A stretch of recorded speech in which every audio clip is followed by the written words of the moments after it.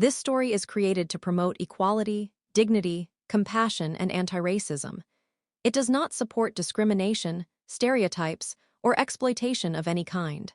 It highlights how bias and assumptions can limit opportunity, and how fairness and humanity can change lives. Before we begin, take a moment. If you believe hard work should matter more than skin color, if you believe single parents deserve respect, if you believe opportunity should be fair, then stay with this story and consider supporting stories like this by liking and subscribing. Because stories can change minds, Marcus Hill didn't look defeated. That was the problem. Defeat had learned to hide itself in his life. It lived in the quiet pauses between bills and paychecks, in the way he counted coins before buying groceries, in the way he smiled at his son even when his chest felt heavy. Marcus was 35 years old, a black single father, a widower, a man society often described using statistics instead of humanity, but Marcus didn't see himself that way. He saw himself as a father who hadn't quit. Eli Hill had his father's eyes. Curious, thoughtful, a little too aware for his age, he never complained about the small apartment, never asked why his shoes were always from clearance racks, never questioned why Daddy sometimes stared at job listings late at night. Instead, Eli asked one thing every morning. "Are you okay, Dad?" Marcus always answered the same way.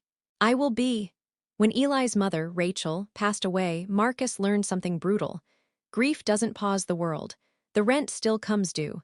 The job still expects attendance. The employer still values productivity over humanity.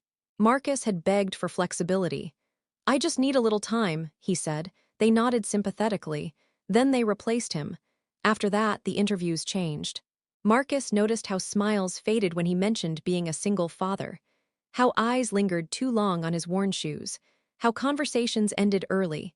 Sometimes the bias was subtle, sometimes it wasn't. One hiring manager said it plainly, "This job requires stability." Marcus understood what that meant. Marcus never begged, even when he was desperate. He refused to let his son see him break. He believed something deeply American, that dignity matters. That effort should count. That fairness isn't a favor, it's a right. That morning, Marcus printed his final resume at a public library. The printer jammed twice. He laughed quietly. Of course, the job posting promised warehouse work, manual labor, long hours, but honest pay. Marcus folded the resume carefully and kissed Eli's forehead. "Wish me luck," he whispered.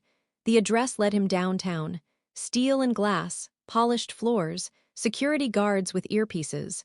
Marcus stopped at the door. This wasn't right. But hunger doesn't care about pride. He stepped inside. The receptionist's smile froze. Her eyes scanned him, not maliciously but decisively. "Yes," she asked.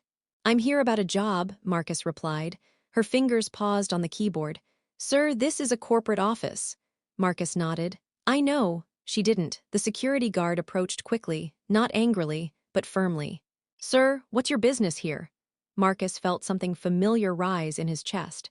The feeling of being out of place in someone else's definition of success. "I just need to speak to someone," he said. The elevator doors opened, and everything changed. Victoria Lane stepped out. CEO, leader, a woman who had fought her own battles in boardrooms dominated by men who underestimated her. She noticed Marcus immediately, not because he stood out, but because he stood still. "What's happening?" she asked. The room shifted. Victoria looked directly at Marcus. "Why are you here?" Marcus answered honestly. "For work, I have a child."